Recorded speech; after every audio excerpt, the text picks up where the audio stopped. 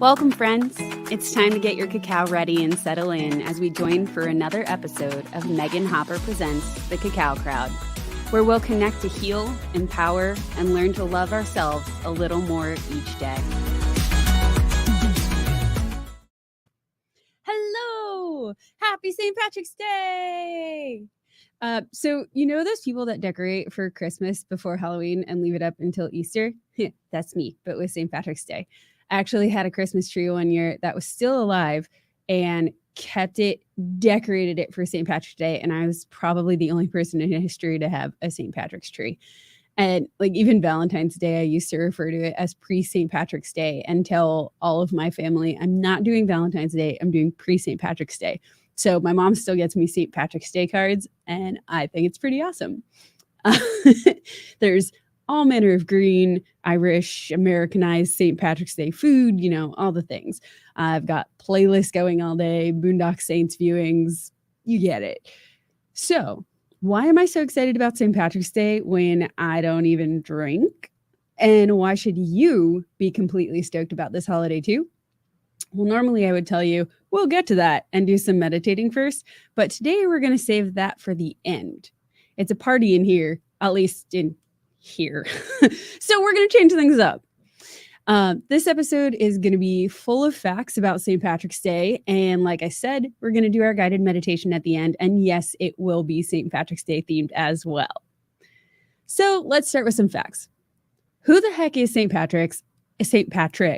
And why does he get a whole day of festivities and parades? St. Patrick was actually a missionary credited with bringing Christianity to Ireland. He was never actually canonized by a pope, although he is included in the list of saints. Certain regions have deemed him a saint, but really his celebration started just as a feast, which was only officially placed on the Catholic Church's recognized holiday calendar, meaning there's a specific mass that Christians and Catholics are required to participate in the 1600s. Until the 1700s, St. Patrick's Day was celebrated predominantly in Ireland, where it was a somber religious occasion spent mainly in prayer. In 1903, that day of kind of somber remembrance spread throughout the country as pubs were required to close, and March 17th was deemed a bank holiday countrywide. The rule to close the pubs was lifted in the 70s, but even before that, it wasn't all quiet and somber. St. Patrick's Day most often falls within Lent, a time when many Catholics and Christians give something up and can't eat meat. So on St. Patrick's Day, that was lifted. Families would go to church in the morning or their service, their mass, then come back to a great feast, singing, dancing, and celebrating during a time that is normally more somber. So how did it come to the U.S., spread to the world, and become a straight-up party? Picture it. Boston, 1737. The U.S. is mostly English, and there's that whole English rule going on. The Irish are considered trashy and dangerous immigrants.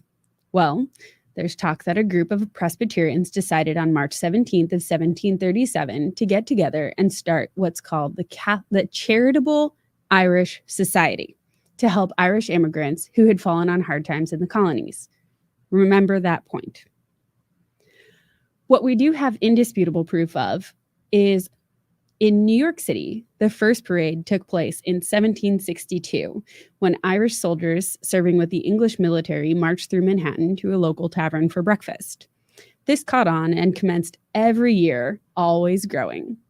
The New York Irish Aid Societies held the first official parade in 1848, the world's oldest civilian parade and the largest in the U.S.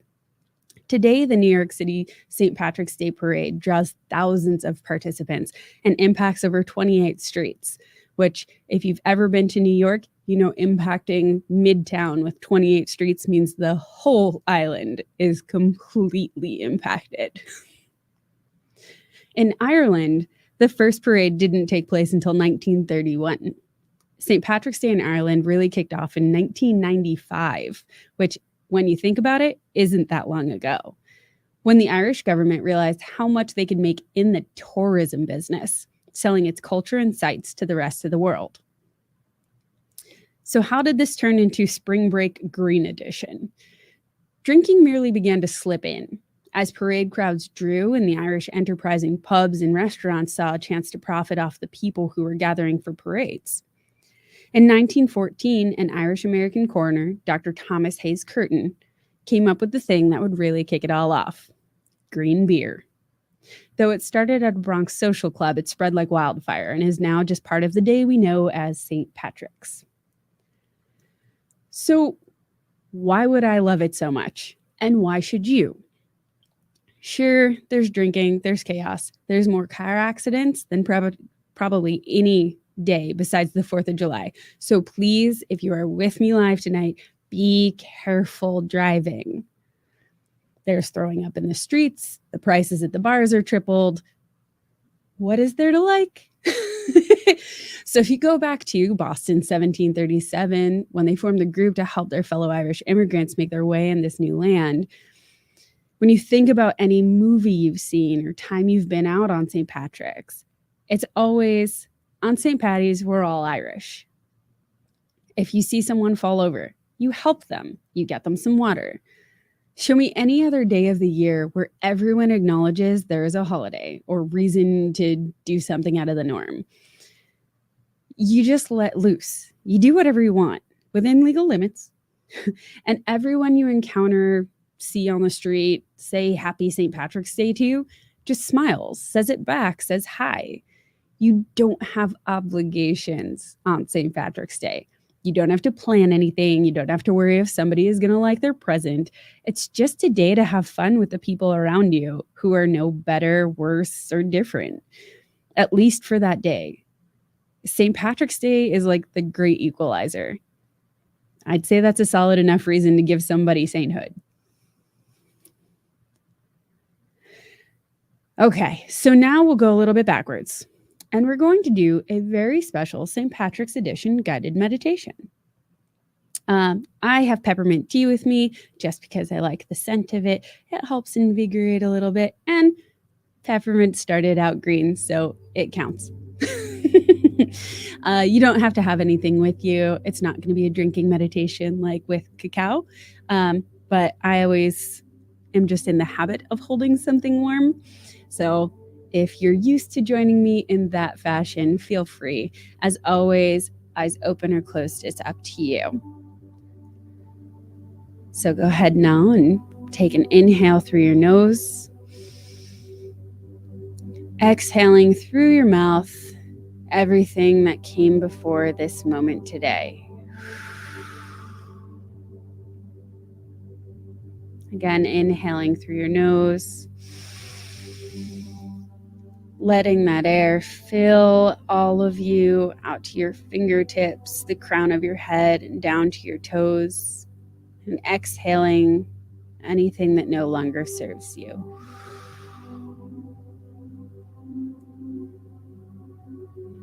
As you continue to breathe in through your nose and out through your nose, picture yourself in a meadow, a great expanse of green grass, lush, a little bit damp between your feet.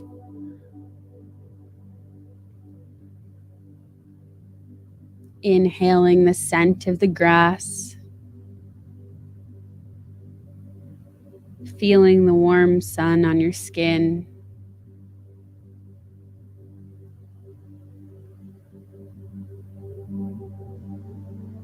feeling the little bit of humidity left in the air after a rainstorm.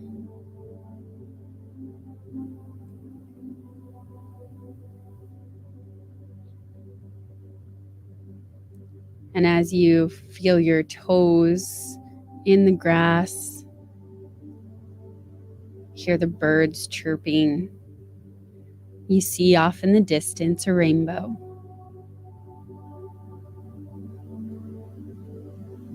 You walk towards the rainbow, knowing that it's not going anywhere. You don't need to rush. You don't need to run. It's there just for you. And it will stay there as long as you take to get to it.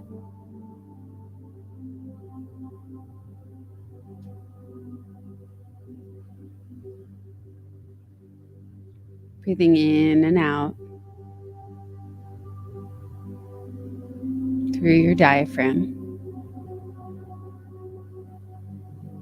And as you get to the rainbow, you follow it to the other end, where there's a pot of gold. And maybe that pot of gold looks like money. Maybe it looks like a new job, a puppy that you want, a partner you're trying to manifest, a new car, a child you're trying to conceive, whatever it looks like. Express your gratitude, your excitement.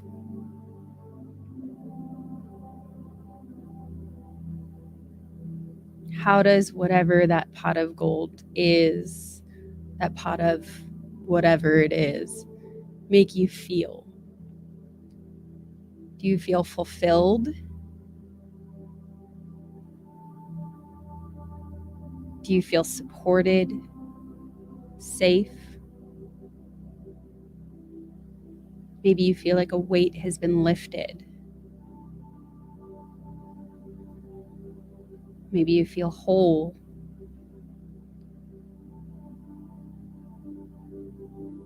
Maybe you feel capable.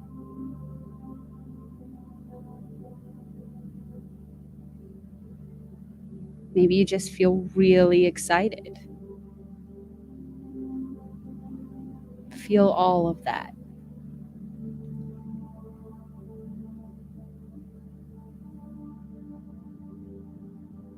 And holding on to those feelings, ask yourself if whatever that thing is that you've tied this to is absolutely required, or if it's these feelings that you're really trying to reach. And whatever way those feelings manifest in your life is okay.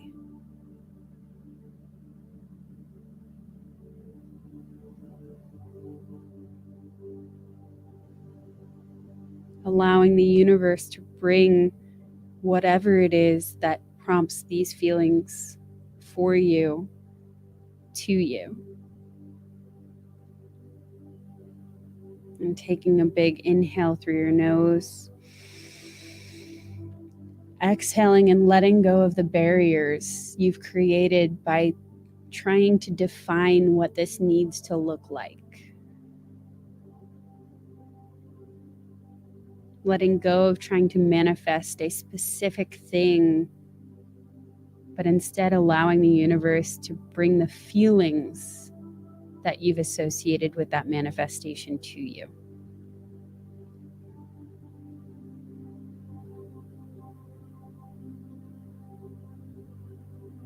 And as you let go of those boundaries, as you allow all of that magic to flow to you,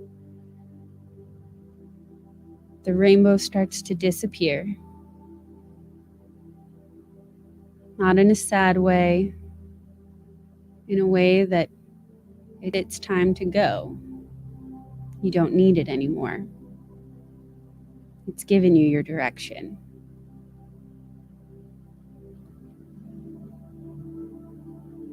Thanking it for showing you the way, you head back toward where you started in the meadow, the wide grassy plain. This time feeling the sun beating on your back as you're walking back to where you started. Feeling the damp grass under your feet. Maybe the dirt's a little bit pliable, moves a little as you step, creating space for your foot, supporting you, holding you. With each step being there to meet you.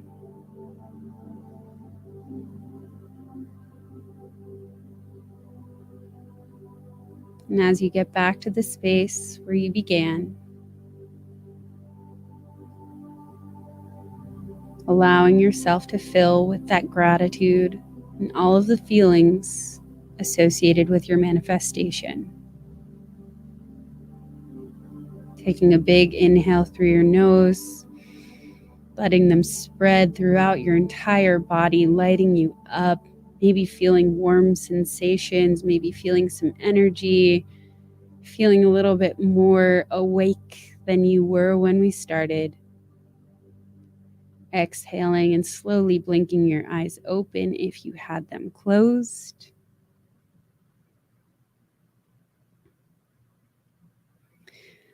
And hopefully that has brought you some of the, as they say, luck of the Irish. As always, keep an eye on my Insta and Linktree for any events and offerings. If you enjoy this podcast, please share it with your friends and family. Commenting, liking, subscribing are all super appreciated. And please know, if you do comment or you send me a message, I will respond. I do have a really cool festival type event coming up this Saturday with lots of neon and glowing things, and of course cacao that I'm super stoked about. So I would love to see you there if you are in the Orange County area. It's in Fountain Valley. There are details in my Linktree and in my Instagram in the show notes. And so much love to you all. Happy St. Patrick's Day. May you have a beautiful evening, a safe evening, and thank you so much for joining me.